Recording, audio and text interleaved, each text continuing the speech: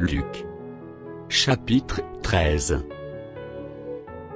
En ce même temps, quelques personnes qui se trouvaient là, racontent à Jésus ce qui était arrivé à des Galiléens dont Pilate avait mêlé le sang avec celui de leur sacrifice.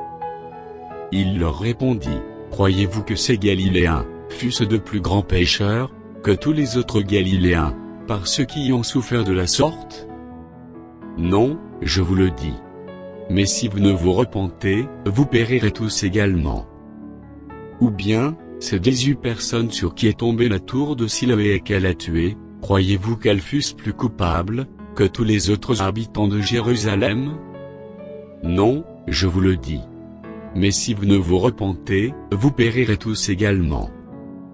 Il dit aussi cette parabole: un homme avait un figuier planté dans sa vigne. Il vint pour y chercher du fruit, et il n'en trouva point. Alors il dit au vigneron: Voilà 3 ans que je viens chercher du fruit à ce figuier, et je n'en trouve point.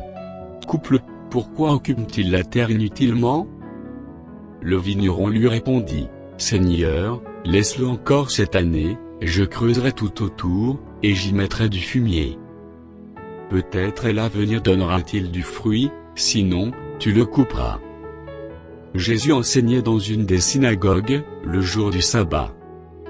Et voici, il y avait là une femme possédée d'un esprit, qui la rendait infirme depuis 18 ans, elle était courbée, et ne pouvait pas du tout se redresser.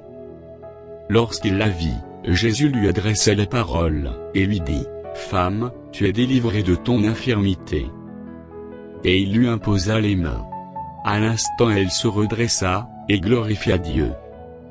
Mais le chef de la synagogue, indigné de ce que Jésus avait opéré cette guérison un jour de sabbat, dit à la foule: Il y a 6 jours pour travailler, venez donc vous faire guérir ces jours-là, et non pas le jour du sabbat.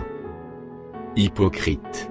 Lui répondit le Seigneur: Est-ce que chacun de vous, le jour du sabbat, ne détache pas de la crèche son bœuf ou son âne, pour le mener boire? Et cette femme, qui est une fille d'Abraham, et que cet homme tenait liée depuis 18 ans, ne fallait-il pas la délivrer de cette chaîne le jour du sabbat?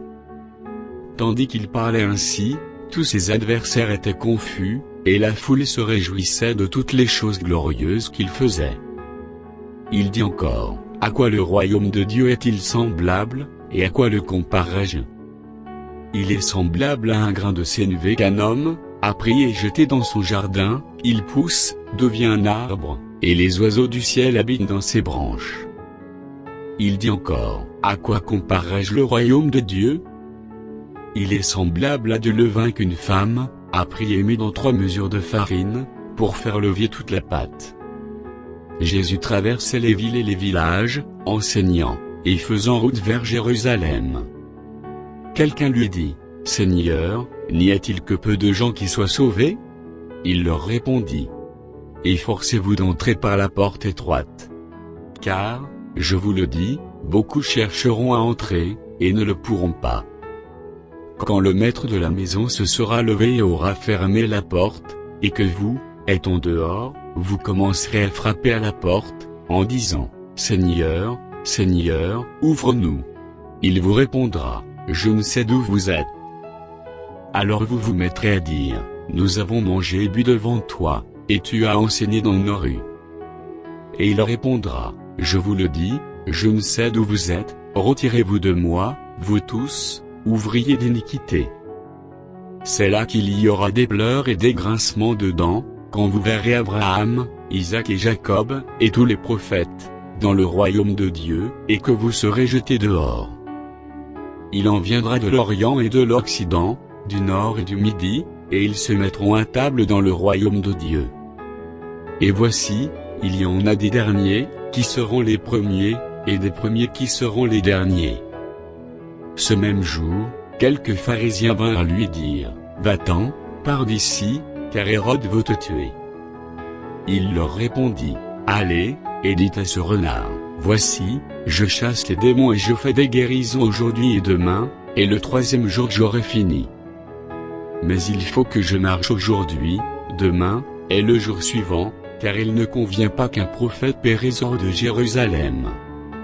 et Jérusalem, qui tue les prophètes et qui lapide ceux qui te sont envoyés, combien de fois ai-je voulu rassembler tes enfants, comme une poule rassemble sa couvée sous ses ailes, et vous ne l'avez pas voulu.